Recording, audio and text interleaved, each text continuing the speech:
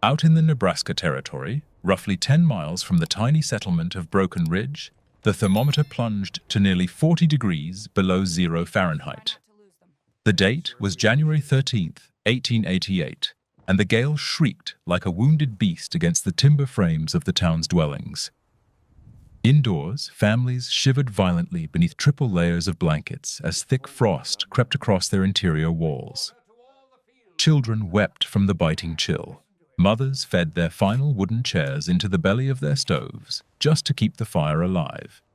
Yet, merely a quarter-mile away, nestled into a hillside overlooking the Platte River, sat a very different kind of dwelling.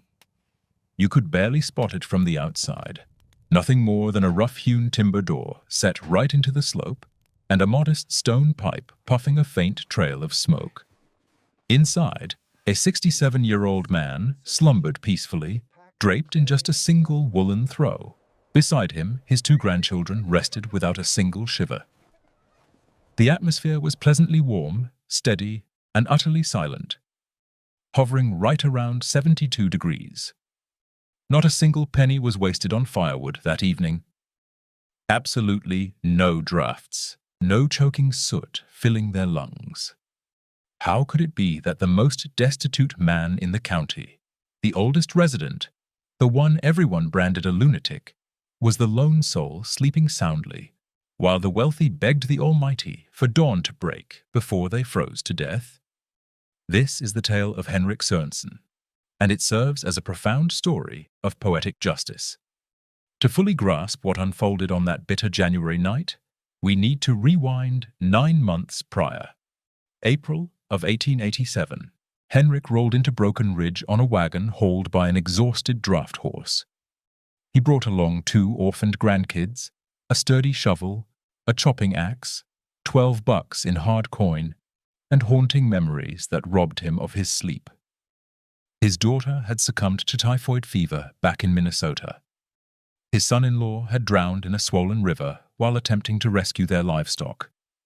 The youngsters, 7-year-old Olaf and 5-year-old Corey, fell entirely under his care now. Henrik was pushing 66, his knuckles gnarled from arthritis, and a spine that popped whenever he hoisted any heavy load. Stepping into the local land office, the clerk, a fellow named William Pritchard, sized him up with thinly veiled pity. He assigned him a quarter section, 160 acres, under the rules of the Homestead Act. It was virtually free real estate, provided he managed to erect a dwelling and work the soil for 5 consecutive years. Henrik marked the paperwork with a shaky X. He couldn't read a word of English. The plot he drew turned out to be a stony incline bordering the riverbank. Timber was incredibly sparse out there. Milled lumber ran 50 cents a board down at the Broken Ridge sawmill, and Henrik was well aware he lacked the funds to frame a traditional house like the ones dotting the township. Beyond that, there was another factor at play, something his grandfather had shared back in Norway, back when Henrik was just a boy huddled near the hearth during nights of seemingly endless winter. Up in the northern reaches of Scandinavia, in territories where the sun vanished for months on end, the ancient Vikings didn't bother erecting timber castles. They fashioned homes dug straight into the dirt, blanketed with thick turf, and tucked flush against the hillsides. And those earthy shelters, his grandfather would insist with a gleam in his eye, held more warmth than any royal palace ever could. Henrik vividly recalled those exact words. "The soil never lies. The ground won't forsake you. The earth traps the summer's heat and offers it right back when winter bites." Therefore, he made up his mind. He would engineer a subterranean dwelling. A classic dugout, as the American locals called it. It would be a shelter carved straight out of the hill's flank, featuring earthen walls and a thick sod roof. No pricey lumber needed, 0 nails required, nothing but a spade, the raw dirt, and sheer patience. The moment Henrik voiced his intentions down at the town's general store, mocking laughter erupted instantly. Standing nearby were 3 individuals who would act as the prime spectators to his public ridicule over the ensuing months. The first was Charles Whitmore, proprietor of the mercantile and master of 200 acres of prime, fertile farmland. Charles had relocated from Boston, flush with family inheritance. He had erected a stunning two-story residence boasting genuine glass window panes and an expensive imported Franklin stove. Upon hearing Henrik's blueprint, he let out a roaring guffaw and remarked, "Listen, buddy, this ain't Norway. Out here, real men frame proper houses. They don't dig rat holes. You'll snap your spine digging that trench, and by Christmas time, you'll be begging for a warm corner in my barn." The second figure was George Macmillan, a Scottish immigrant who used to work as a carpenter back in Edinburgh. George held very rigid opinions on absolutely everything. He had constructed his own place using the time-honored method of timber framing and horizontal clapboards, hammering every nail with dead-on precision. He puffed on a briar pipe and delivered his sentences as if each one were a holy scripture. "A buried shack is nothing but a premature grave," he declared flatly. "The dampness will rot your lungs right out before your first year is up. I've watched fellas catch their death from pneumonia in holes like that. But suit yourself, you stubborn old mule." The third man was Reverend Samuel Ashford, a Methodist minister who had recently arrived to plant a new congregation in the territory. The Reverend resided in a modest log cabin right beside the church they were currently framing. He was a gaunt fellow with a stern expression, someone who viewed hard manual labor as a form of divine penance. "Brother Sørensen," he addressed him in a deeply solemn tone, "the Almighty placed us on top of the earth, not deep within it. Those who burrow underground are simply hiding from the Lord's holy light. Raise your household toward the heavens, not down toward hell." Henrik absorbed all of this without uttering a peep. He didn't argue back. He made no effort to justify his design. He merely purchased a pound of iron nails for the door he eventually had to craft, a sack of milled flour, and 3 cheap tallow candles. Grasping his grandchildren by their small hands, he trudged all the way back to his empty lot. The little ones asked him if those men were actually right. They wondered if they were doomed to freeze to death. Henrik dropped to his knees, joints popping loudly, and looked at them. "Olaf Kari, listen closely to me. Folks with deep pockets assume cash can fix absolutely anything. However, wealth cannot stop the soil from radiating warmth. Fortunes can never alter the fundamental laws of nature. We are going to build a shelter that the earth itself will keep toasty. And once the freeze sets in, we'll be resting easy while those men shiver. Just trust me." And with that promise, the grueling labor commenced. Henrik selected a prime spot on the southern face of a gentle rise, a place where the sunlight would strike directly throughout the afternoon. He staked out a rectangular footprint measuring roughly 13 feet wide by 20 feet deep. This perimeter would become their new home.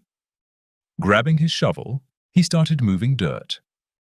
Every single scoop required immense effort. By nightfall, his arthritic joints were severely swollen, but Henrik refused to quit. He excavated down 1 foot, then 2 feet. Eventually, he hit the 3-foot mark. The soil composition there was heavy clay, dense and absolutely flawless for his specific needs. Every single cubic yard of dirt he removed doubled perfectly as his primary building material. As he kept trenching, Henrik taught his grandchildren the ancient physical science his own grandpa had passed down to him. 3 feet below the surface, the ground temperature barely fluctuates compared to the exposed air above. During the summer months, the deep dirt stays much cooler than the sweltering breeze. Come wintertime, that same ground holds far more heat than the freezing gales. Why does this happen? Because the terrain possesses something known as thermal mass. It soaks up warmth gradually and releases it at an equally slow pace. It functions exactly like a massive natural heat battery. After a solid fortnight of digging, Henrik had carved out a neat rectangular pit plunging nearly 5 feet deep. Now came the truly clever phase. He wouldn't frame any timber walls. He planned to utilize the land itself. With little Olaf pitching in, he started slicing thick sod blocks straight from the prairie floor. Each individual brick was a dense chunk of compacted loam, roughly 4 inches thick, heavily packed with living prairie grass roots, tangled together like a woven net. These heavy chunks were widely known as sod, and they served as the most plentiful, heavy-duty construction material across the Great Plains. Henrik stacked those turf bricks exactly as if they were oversized masonry. He laid them course by course, erecting incredibly thick barriers that measured a solid 1.5 feet wide. The embedded grass roots actually continued to grow, weaving through the layers, effectively transforming the bulkheads into solid, living fortresses. Drafts were physically impossible. There wasn't a single crack. It was nothing but dense, tightly packed, incredibly heavy earth. To fashion the roof, Henrik gathered the few willow logs he managed to scavenge down by the riverbanks. He laid them horizontally, resting their ends squarely on the sod boundaries to act as stout rafters. Over those main beams, he spread a layer of thinner branches, weaving a tight mesh. And directly atop that wooden netting, he piled on more of those earthen bricks. 3 full courses of sod, stacked one right over the other. All told, the overhead canopy consisted of nearly 18 inches of packed dirt and living greenery. The sheer weight pushing down was immense, yet those massive earthen walls shouldered the load without a single groan. The underlying physics were basic, yet absolutely brilliant. Come the dead of winter, whenever the outdoor wind chill plummeted to 20 below zero, those earthen barriers would perform as flawless insulation. Freezing temperatures simply could not pierce through 18 inches of compressed soil. Meanwhile, the surrounding ground temp, 3 feet down, would hover steadily around 50 to 60 degrees Fahrenheit, remaining stable regardless of whatever blizzard raged above. That ambient warmth would gradually seep right into the dwelling's interior. Combined with basic human body heat and a solitary burning candle, the indoor climate would comfortably climb to a cozy 72 degrees. No cast-iron stove required, no chopped logs, absolutely zero ongoing costs. Naturally, Henrik kept this brilliant logic strictly to himself. He simply continued toiling in total silence. The front entrance was the sole wooden component he was forced to pay for. He dropped $2 on milled planks from the sawmill and fabricated a heavy, sturdy door, hanging it on hinges fashioned from thick leather straps. He caulked every last seam using a thick slurry of wet clay mixed with dried prairie grass, mixing up a mud patch that cured as hard as concrete. Not even the faintest whisper of a draft could slip inside. To handle the airflow, he executed a rather clever trick. He stacked river rocks to form a narrow chimney pipe, not for generating heat, but strictly to vent out the oil lamp soot and draw in fresh oxygen. Crucially, he routed it in a crooked S pattern, ensuring that straight-line gusts couldn't blow right down into the room. Oxygen filtered in, but the freezing gale stayed locked out. Adding it all up, Henrik had spent under $5 on raw materials, a $5 bill. Everything else was pure elbow grease, dedicated time, and ancestral wisdom. Meanwhile, his fellow settlers were busy raising their homes the conventional American way. Charles Whitmore stood around directing 4 hired hands as they framed timber walls, nailed down clapboards, and hung glass sashes. He blew $500 strictly on lumber alone. His residence looked absolutely stunning, complete with a sprawling front porch and white-painted shutters.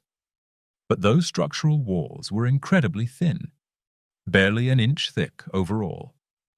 The prairie wind whistled straight through the overlapping siding. Once winter hit, he'd be forced to torch an entire tree's worth of wood every single week, just to keep that cast-iron heater glowing. George Macmillan tackled his own place with deep professional pride. Every single nail was driven perfectly flush. Every joist was leveled with pinpoint accuracy. However, he suffered from the exact same fatal flaw: flimsy walls and a plank roof featuring a tiny air gap offering zero legitimate insulation. When the deep freeze arrived, all the heat from his stove would rise straight up to the rafters and bleed right out into the dark, starry sky. He would be forced to wake up every couple of hours to stoke the embers, or else the cabin would ice over long before daybreak. Reverend Ashford occupied a rough log cabin, which certainly looked robust. Yet raw timber shrinks severely in the biting cold, tearing wide gaps between the logs. Every single winter, families residing in log structures had to frantically chink those cracks with wet mud, torn rags, or whatever they could find. Even then, the frigid gusts always found a way in. The intersecting corners were practically impossible to seal tight. Henrik wrapped up his dugout construction by June. He laid down a modest plank floor inside, propping it up off the dirt using short log stumps, so no direct moisture could seep up. He rigged up a pair of rudimentary beds out of willow branches, lashed tightly with twine. Then he moved in his sparse belongings: a cast-iron kettle, 3 woolen blankets, a Norwegian-language Bible he couldn't actually read but cherished because it belonged to his late wife, and that trusty shovel he now deemed his most precious asset. During their very first night sleeping under the sod, Carrie whispered something Henrik would carry with him forever. She murmured, "Grandpa, it feels just like being wrapped in a big hug." And the little girl was absolutely right. That subterranean shelter possessed a quality no stick-built house could ever offer: profound, total silence. Those massive earthen bulwarks deadened every single outdoor noise. You couldn't hear the howling wind. You couldn't detect the nocturnal wildlife. Nothing but absolute quiet, coupled with an unvarying temperature. It hardly mattered if the prairie was roasting at 95 degrees or chilling at 60. Indoors, the gauge always hovered comfortably in the upper 60s to low 70s. All through the blazing summer, while his neighbors sweat profusely inside timber boxes that baked like dry ovens beneath the midday sun, Henrik and the kids slept perfectly cool down in their dugout. The indoor climate never once crept past 73 degrees, even when the outdoor heat wave spiked well over 100. Still, Henrik knew the ultimate test would arrive with the winter freeze, and winter was rapidly bearing down on them. By October, the initial frosts had already glazed the open plains. The local homesteaders scrambled to harvest whatever meager crops they managed to raise during that tough inaugural season. Henrik had sown rows of potatoes and hardy turnips, uncomplicated vegetables that thrived deep underground, much like his own home. He stockpiled the turnips in a dark corner of the soddy, a spot where they would remain crisp but safely unfrozen for months on end. Come November, the first light dusting of snow drifted down. Immediately, the neighbors started burning through their cordwood. Henrik observed a rather fascinating detail. Charles Whitmore had hauled in 3 full tons of split logs from town, stacking it high against his gorgeous siding. That pile represented a solid $30, at minimum. George McMillan was out there felling his own timber, but the man squandered 2 entire days every single week just chopping and splitting kindling. Reverend Ashford was trapped doing the exact same chore. Henrik, on the flip side, hadn't dropped a single tree. His sole source of warmth was a tiny kerosene lamp he relied on for basic cooking. That fuel ran him a mere nickel per gallon, and a jug lasted a full 2 weeks. That was the extent of his utility bill. Toward the tail end of November, George McMillan finally paid the dugout a visit. He strolled up, clamping his pipe between his teeth, wearing a look of poorly concealed curiosity. Henrik gestured for him to step inside. As soon as George crossed the threshold, his brow furrowed in utter confusion. Outside, the mercury had dipped to roughly 23 degrees. Indoors, Henrik was lounging around in just his shirt sleeves. No blazing hearth, not a single visible flame in the room. The children were happily playing on the floorboards with some hand-whittled wooden dolls. George reached out and patted the earthen walls.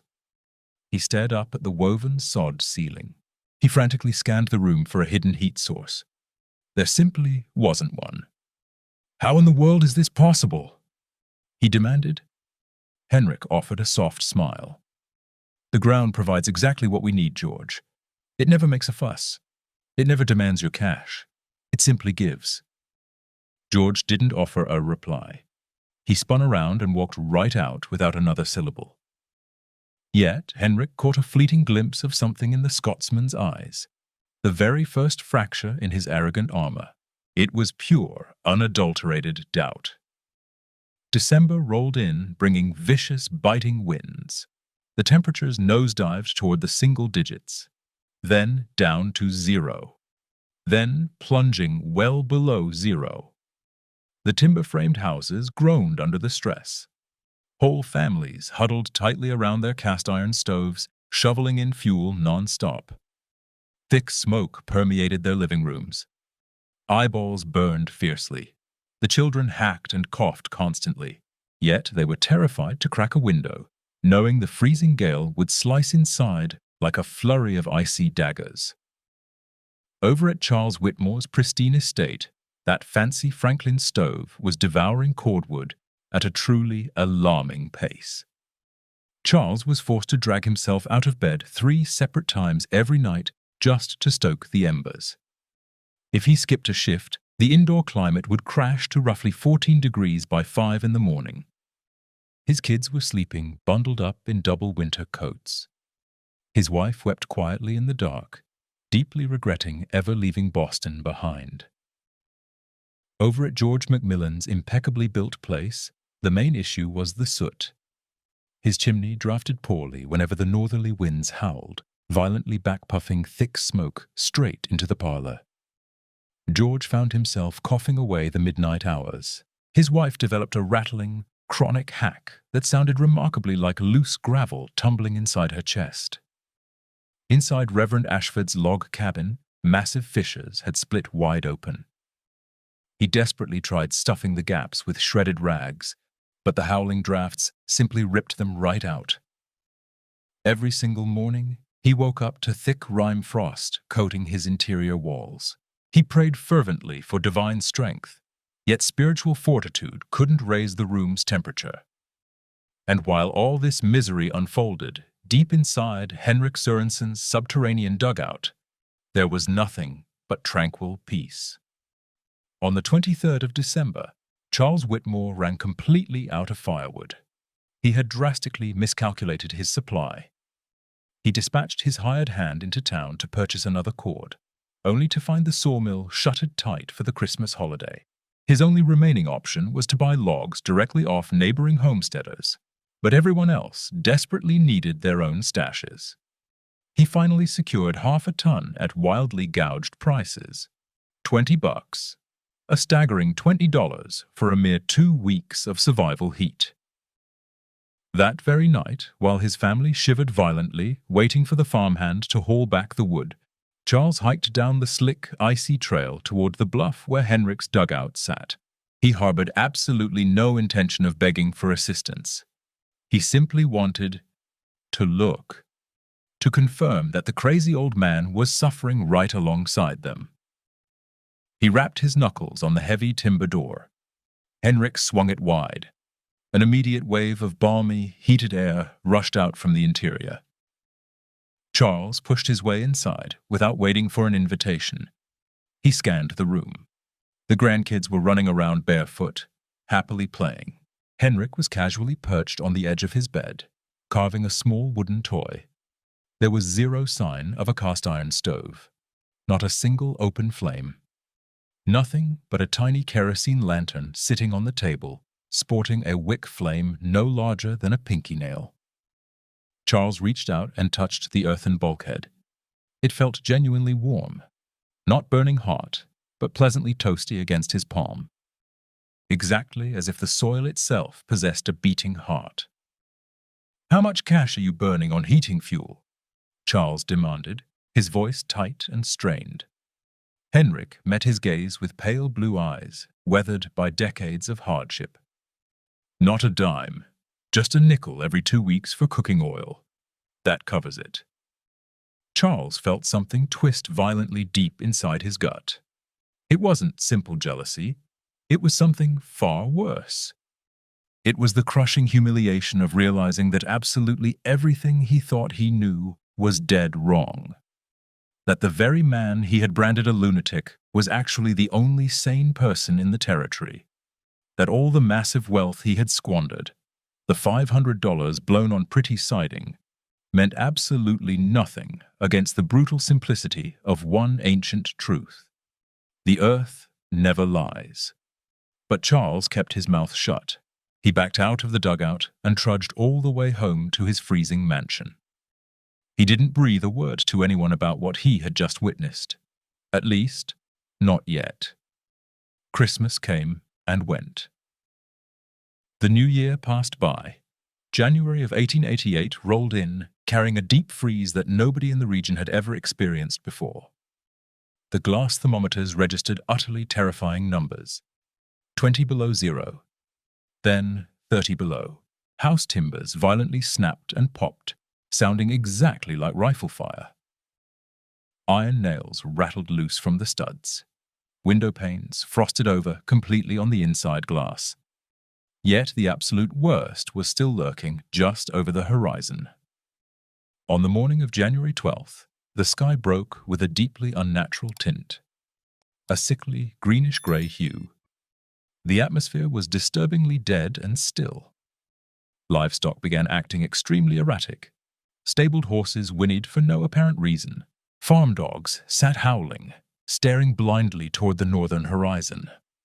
The veteran sodbusters knew exactly what those signs meant. A massive system was barreling down on them.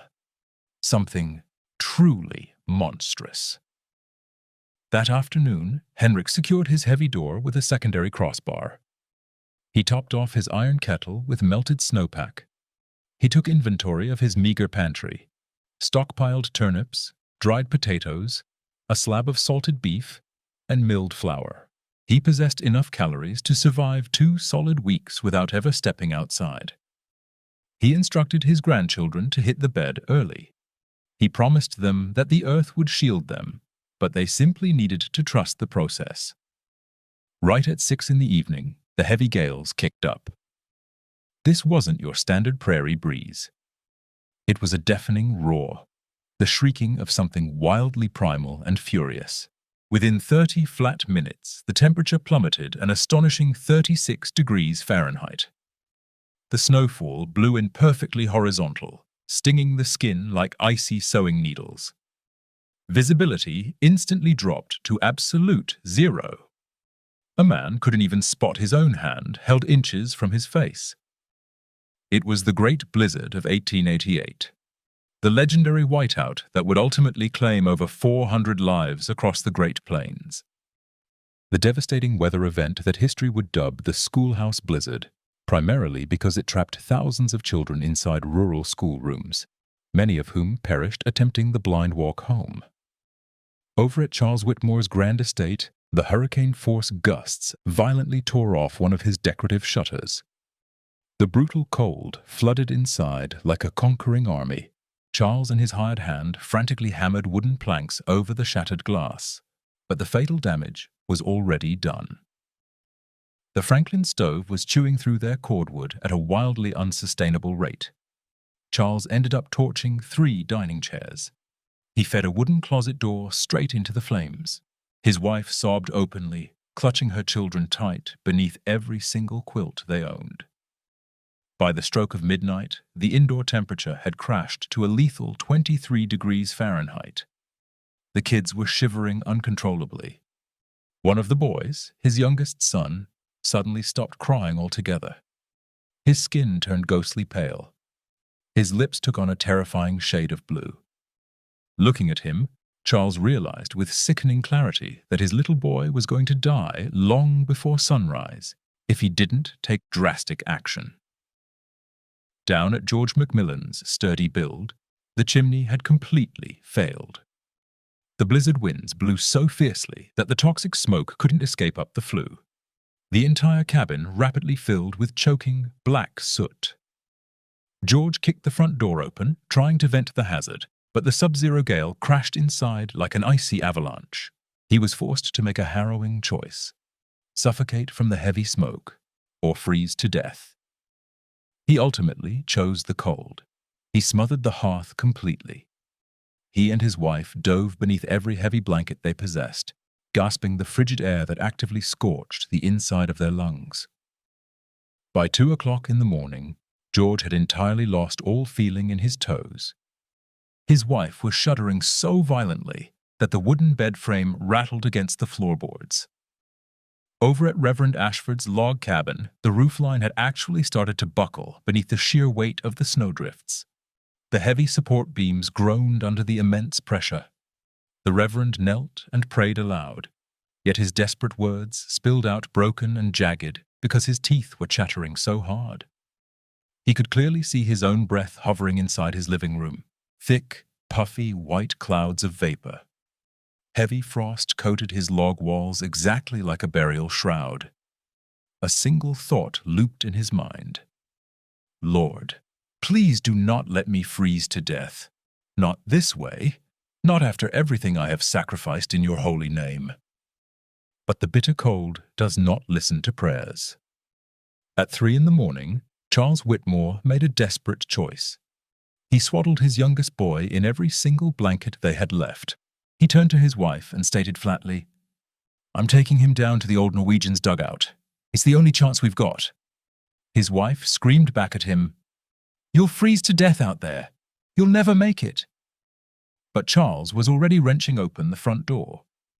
Stepping outside felt exactly like walking onto an alien world. The sheer force of the gale immediately knocked him flat into the snow. The blinding whiteout made it impossible to see a thing. He physically couldn't draw a breath. The atmosphere was so bitterly frigid that it scorched his lungs like battery acid. Clutching his son tightly against his chest, he began to trudge forward. He was flying completely blind. He navigated purely by instinct and memory. 1/4 of a mile. Every single stride was pure, unadulterated agony. Each intake of air felt like swallowing razor blades. He collapsed twice along the way. The second time he hit the ground, he seriously considered just staying down. It would be so much easier to simply let his eyelids flutter shut. Then he felt the tiny, shivering frame of his boy pressed against him, and he forced himself back onto his feet. Upon finally reaching the sod house, he pounded his fist against the heavy timber door. He lacked the strength to even shout. He just kept hammering away until his knuckles were raw and bleeding. Henrik swung the entryway open. The stark contrast between the raging blizzard and the interior was so violently extreme that Charles genuinely thought he was hallucinating. A wave of comforting heat washed entirely over him. It wasn't the harsh, blistering heat of a roaring hearth. It was a mellow, steady warmth, remarkably like the gentle breath of a living creature. Charles immediately dropped to his knees. Henrik gently lifted the little boy right out of his arms. He carried the child over near the glow of the kerosene lantern.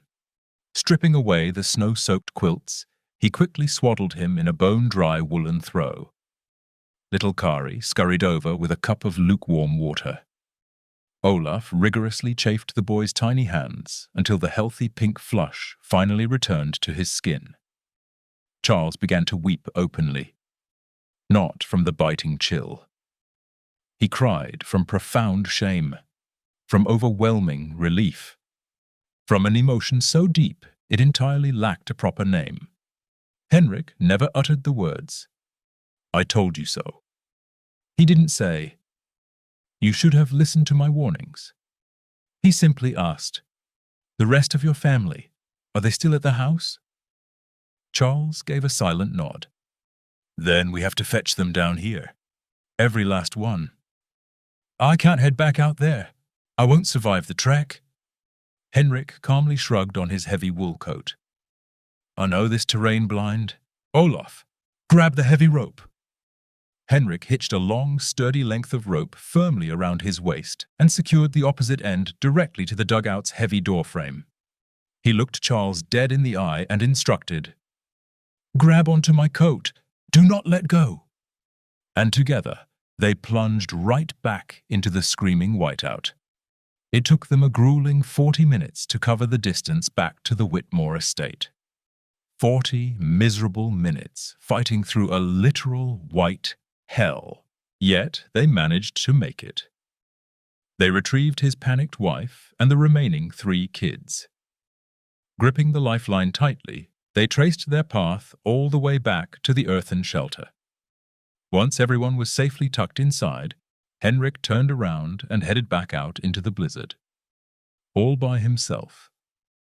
He navigated his way over to George Macmillan's property. He pounded on the siding until George finally unlatched the door. His lips tinted a terrifying blue, and his eyes completely glazed over. "Come with me right now," Henrik ordered. The stubborn Scotsman didn't argue for a second. He and his trembling wife shadowed Henrik back to the sod house, clinging to the tether to guide their steps. Henrik ventured out into the maelstrom a third time. He trudged over to Reverend Ashford's log cabin. The roof timbers had already begun to cave in on one side. The preacher was huddled tightly in the far corner, quivering violently while muttering completely disjointed prayers. Henrik firmly grabbed him by the sleeve. "Reverend, it's time to head underground." Ashford stared up at him with a vacant, haunted expression. "You told me that going below the dirt was entering hell." Henrik smiled sadly. "No, Reverend. I said that you folks believed that. I never bought into it." That specific evening, 14 souls bunked down inside Henrik Sørensen's dugout. 14 individuals crammed into a footprint barely pushing 250 square feet. They were packed in like sardines. It was undeniably cramped and uncomfortable. Yet they were all breathing. And completely warm. The ambient gauge inside the soddy held steady right around 72 degrees Fahrenheit. Outdoors, the blizzard howled at nearly 45 miles an hour, while the wind chill plummeted to a deadly 40 below zero. Yet those earthen bulwarks, those thick, dense, unpretentious dirt walls, refused to let a single whisper of that frozen hellscape slip through. Charles's youngsters finally drifted off to sleep, huddled tightly against Olaf and Kari for comfort. George's wife finally stopped shivering after about an hour and managed to draw clear breaths without hacking her lungs out. Reverend Ashford simply parked himself in a corner, staring blankly at the packed clay walls, wearing a look that was equal parts sheer awe and utter spiritual defeat. Charles Whitmore simply couldn't tear his eyes away from Henrik. The elderly Norwegian was casually perched on the edge of his cot, whittling away at yet another wooden trinket for his grandkids, acting as though it were just any ordinary Tuesday evening.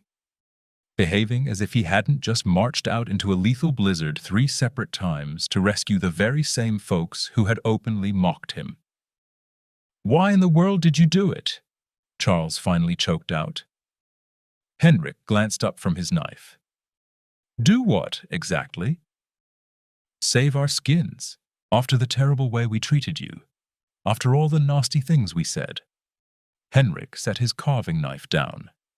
He locked eyes with Charles, his pale blue gaze reflecting far too many brutal winters. "Because the soil doesn't preach vengeance, Charles. The earth teaches us profound patience. It shows us that whatever lies buried beneath is exactly what holds up everything standing above it. It proves that the unseen forces are vastly more powerful than anything you can actually look at. You folks erected gorgeous estates that everyone in town could admire. I dug out a shelter that absolutely nobody wanted to lay eyes on. Yet when the killer freeze rolled through, only one of them managed to hold its ground." George Macmillan spoke up from his shadowy corner, his voice raspy and thick. "I burned 2 whole months framing that cabin. Every single nail was driven flush. Every joist was perfectly plumb. And there's nothing inherently wrong with that," Henrik countered softly. "However, you built it to please the eyes, not to battle the frost. You hammered it together to stroke your own pride, rather than to actually survive." Reverend Ashford, who had kept perfectly quiet until now, finally whispered, I claimed that burrowing underground was running away from the Almighty. Henrik nodded slowly. Yes, that is exactly what you preached. I was completely wrong. Yes, you certainly were. The preacher squeezed his eyes shut tight. A solitary tear slipped down his wind-chapped, frost-bitten cheek. Please, forgive my foolishness. Henrik pushed himself up, walked slowly across the cramped room, and rested a heavy hand squarely on the man's shoulder. There isn't a single thing to forgive here, Reverend. We are all just learning as we go. Some folks pick up their lessons by reading thick books. Others have to learn it by nearly freezing to death. But when it's all said and done, the lesson always sinks in. The blizzard raged relentlessly for 3 solid days.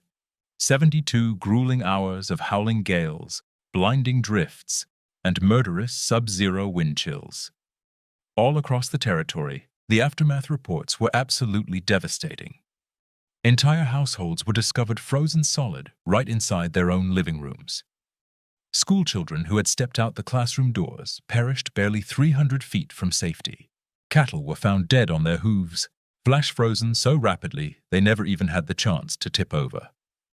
But down inside Henrik Sørensen's dirt shelter, all 14 refugees were completely fine.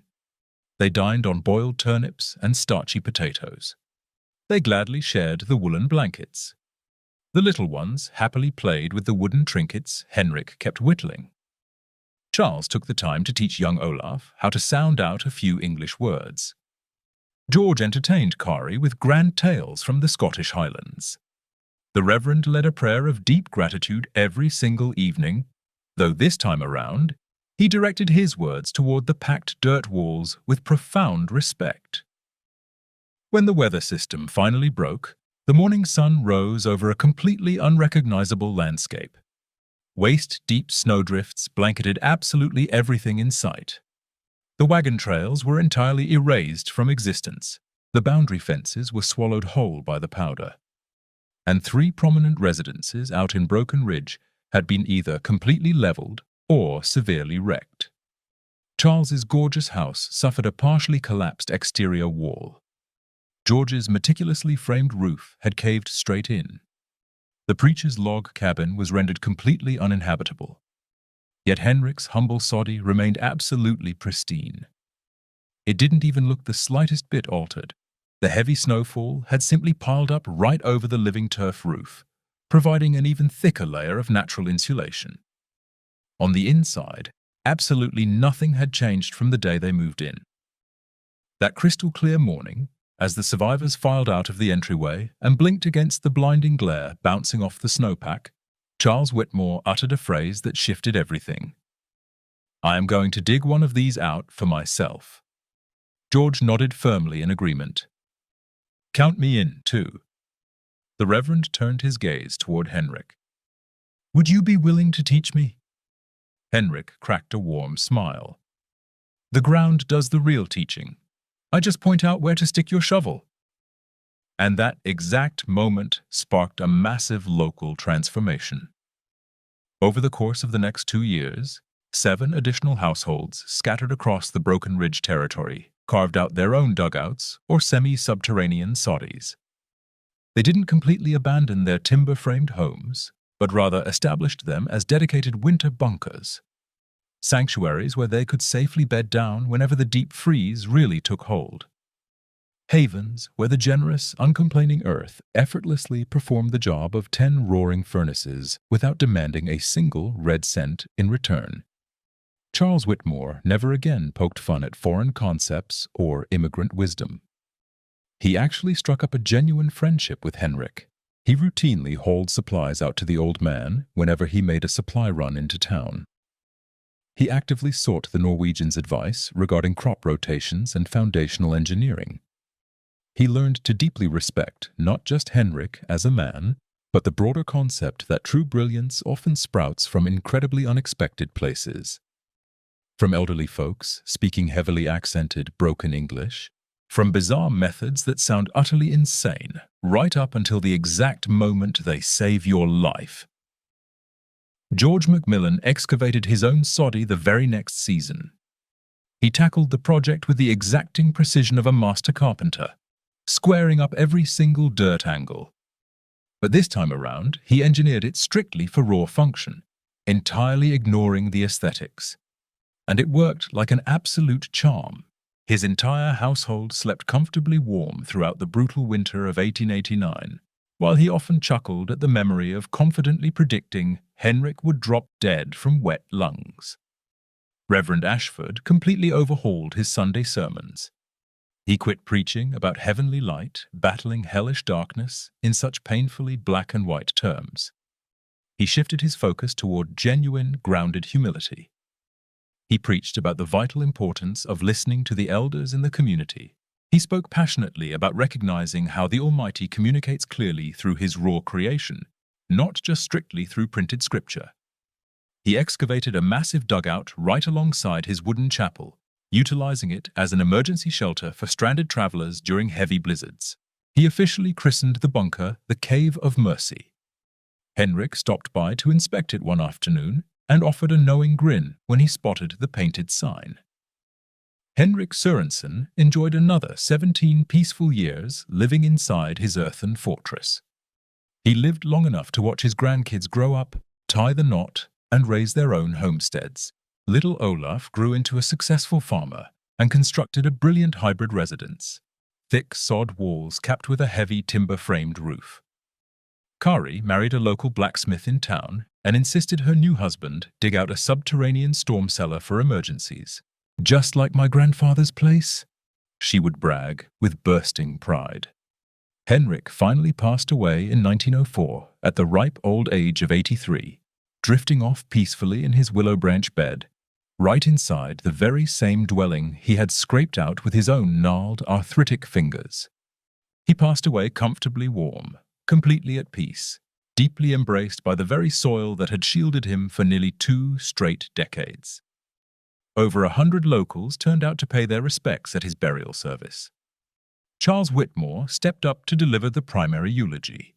He stated plainly, "Henrik Sørensen saved my life, and he taught me an even more invaluable lesson, that the smartest man in the room isn't the guy with the fattest wallet, nor the fella who frames the prettiest house, nor even the preacher who shouts his prayers the loudest. The wisest man on earth is the one who simply shuts his mouth and listens. He listens to the wisdom of his grandparents. He pays close attention to what the dirt is telling him. He tunes in to the exact things that absolutely nobody else wants to hear. And when the deadly freeze finally rolls into town, he is the only one left standing." Henrik's legendary soddy held its ground for another 50 solid years. Long after he was buried, multiple pioneer families squatted in the shelter during tough times. Throughout the brutal stretch of the Great Depression in the 1930s, an entire desperate household bunked down there for 2 straight years, rent-free, silently giving thanks every single night to the crazy old Norwegian who possessed the sheer madness to trust in something as beautifully simple as the generosity of the dirt. Today, well over a century later, the dugout is completely gone. The rolling prairie hillside finally swallowed it right back up. Mother Nature simply reclaimed what rightfully belonged to her in the first place. Yet back in Broken Ridge, pinned up inside the tiny local historical society museum, hangs a grainy, faded photograph snapped way back in 1890. It clearly shows a heavy timber door wedged tight into a grassy incline. And standing right out front is an elderly fellow sporting a stark white beard, flanked by a pair of young grandkids. They are all grinning from ear to ear. Fastened right beneath the frame, a small brass plaque reads, "Henrik Sørensen and family, survivors of the Great Blizzard of 1888, early pioneers of sustainable architecture." Henrik's incredible journey teaches us a powerful lesson that our modern, hyper-connected world is only just beginning to remember. That the most ancient primitive solutions are frequently the absolute best ones available. That cutting-edge technology might actually just boil down to deeply understanding how the natural world operates. That blowing $500 on gorgeous milled siding means absolutely nothing if you completely ignore the fundamental laws of thermodynamics, insulation, and thermal mass. Henrik certainly wasn't a degreed engineer. He didn't know the first thing about theoretical physics, but he grasped something vastly more profound. He understood that the dirt beneath our boots, that humble, trampled soil we ignore every single day, holds powerful secrets fully capable of saving your life. He intrinsically knew that unseen forces are infinitely stronger than the flashy things sitting right in front of our eyes. That the tangled roots buried in the dark are exactly what anchor the towering oak stretching into the sky. That genuine, lasting warmth doesn't actually come from a roaring flame, but rather from the steady patience of the bedrock, the slow, lingering embrace of the heavy clay, and the thermal memory of a prairie floor that absolutely never forgets the scorching summer sun. And he knew one crucial thing above all else, that whenever the killer storm finally hits, the universe doesn't care how pretty your siding looks, how perfectly straight you drove your nails, or how loudly you shout your prayers into the dark. The only metric that actually matters is whether you framed your foundation with the strict intention of surviving, or if you merely stacked your timber trying to impress the neighbors. Henrik dug in to survive, and because of that singular focus, while absolutely everyone else shivered violently inside their frozen wooden palaces, he slumbered peacefully in his dirt cave, tightly swaddled by the ancestral heat of a planet that has never once abandoned the folks who actually treat it with respect. Incredible tales like the legend of Henrik Sørensen serve to remind us that staying humble is never a sign of weakness, that paying close attention to the old-timers doesn't mean you're stuck living in the past. That genuine, raw wisdom doesn't need to shout, it never boasts, and it certainly doesn't demand a round of applause. Real brilliance simply grabs a shovel in absolute silence, builds its fortress without an audience, and waits incredibly patiently for the blizzard to prove who was right all along. If this story managed to strike a chord deep inside you, if it made you rethink all the times you brushed off the simple fix to chase something overly complicated, or if it reminded you that your own grandparents held deep knowledge that no textbook could ever teach, then do me a massive favor. Smash that like button down below. Share this video with someone out there who really needs a reminder that taking the humble route, even if it looks completely insane to everyone else, is often the only guaranteed path to actually reaching the finish line. Make sure to subscribe to the channel if you firmly believe that real history, the gritty stories of everyday folks pulling off truly extraordinary feats without chasing an ounce of fame, deserves to be kept alive. Because while the thick history books waste ink on rich presidents and decorated generals, we prefer to talk about Henrik, about young Olaf, about little Kari, about the tough-as-nails pioneers who literally built this entire continent with absolutely wrecked hands, but perfectly intact hearts. And always remember this. Whenever the crowd is busy blowing absolute fortunes chasing after complicated nonsense, sometimes the stubborn guy digging a hole in the dirt with a rusty shovel is the only one who gets a good night's sleep when the real winter finally arrives.